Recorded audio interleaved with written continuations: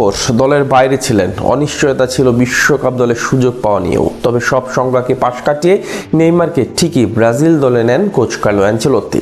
Brazilian বসের কাছ থেকে বিশেষ এই সম্মান পাওয়ার পর এবার সেলেসাও খেলোয়াড়দের কাছ থেকেও বিশেষ এক সম্মান পেলেন নেইমার। ব্রাজিল দলে নেইমারের সম্মান যে কতটা সেটাও টের পাওয়া গেল এই এক ঘটনাতেই।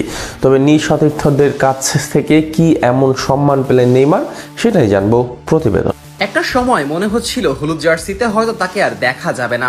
মাঠের চেয়ে হাসপাতাল, ট্রেনিং গ্রাউন্ডের চেয়ে রিহ্যাব সেন্টার, এটাই ছিল নেইমারের নিত্যদিনকার সঙ্গী। এক এসিএল ইনজুরি শুধু নেইমারের হাঁটুকে না, ভেঙে দিয়েছিল কোটি কোটি ব্রাজিল সমর্থকের স্বপ্নকেও। অনেকে তো বলেই দিয়েছিলেন নেইমারের সময় শেষ, কিন্তু কিংবদন্তিরা গল্পের শেষটা এত সহজে লিখতে দেন না। তাই তো সব অনিশ্চয়তাকে পেছনে ফেলে অবশেষে 2026 বিশ্বকাপ দল নিজের জায়গা পাকাপোক্ত করেছেন নেইমার। আসল হীরের কদরটা ঠিকই করেছেন কোচ কার্লো আনচেলোত্তি। তবে শুধু দলে ফেরাই নয়, বিশ্বকাপের আগে এবার সতীর্থদের কাছ থেকেও বিশেষ এক সম্মান পেলেন ব্রাজিলিয়ান এই সুপারস্টার। আর সেই এক ঘটনাতেই যেন আবারও পরিষ্কার হয়ে গেল ব্রাজিল দলের ড্রেসিং রুমে নেইমারের অবস্থান এখন কতটা উঁচুতে। আলোচনার শুরুটা ছিল ফুটবল ইতিহাসের সবচেয়ে আইকনিক এক জার্সি নিয়ে, ব্রাজিলের 10 নম্বর জার্সি। যে জার্সি এক সময় গায়ে তুলেছিলেন পেলে, যে জার্সিকে শিল্পে পরিণত করেছিলেন রোনালদিনিও, যে নম্বর পরে জাদু দেখিয়েছেন জিকো, রিভালদো, কাকারা। আর সেই জার্সিটাই কি এবার নেইমারের কাছ থেকে চলে যাবে? এমন প্রশ্নেই উত্তাল হয়ে উঠেছিল সামাজিক যোগাযোগ মাধ্যম। গুঞ্জন ছড়ায় এবার হয়তো ব্রাজিলের নতুন পোস্টার বয় ভিনিসিয়াস জুনিয়রের গায়ে উঠতে যাচ্ছে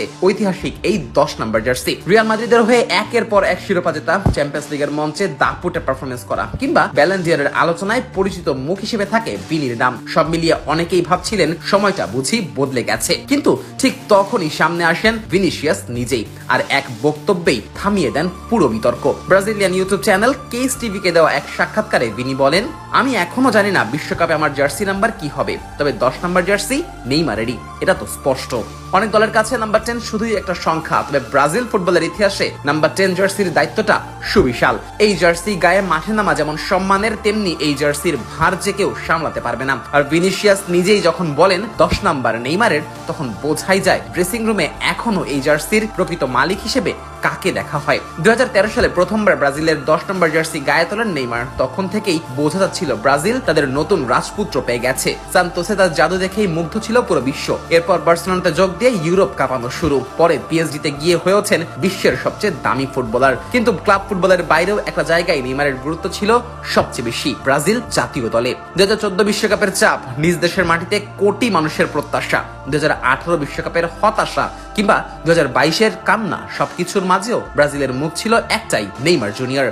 অনেকেই ট্রফি দিয়ে বিচার করেন, কিন্তু ব্রাজিলের হয়ে এক যুগ ধরে সবচেয়ে বড় তারকা হওয়া, সবচেয়ে বড় প্রত্যাশার ভার বহন করা, এটাও তো নেহায়াতি কম কিছু না। সেই নেইমার এখন ব্রাজিলের ইতিহাসের সর্বোচ্চ গোলদাতা। আন্তর্জাতিক ফুটবলে পেলের গোল সংখ্যাকেও ছাড়িয়ে গেছেন তিনি। শুধু গোল নয়, অ্যাসিস্ট, লিডারশিপ কিংবা ইনফ্লুয়েন্স, সব মিলিয়ে গত এক দশকে ব্রাজিল ফুটবলের ব্র্যান্ড ছিলেন এই নেইমারই। আর তাই তো ব্রাজিলের 10 নম্বর জার্সি গায়ে চড়ানোর যোগ্য ব্যক্তি শুধুই নেইমার।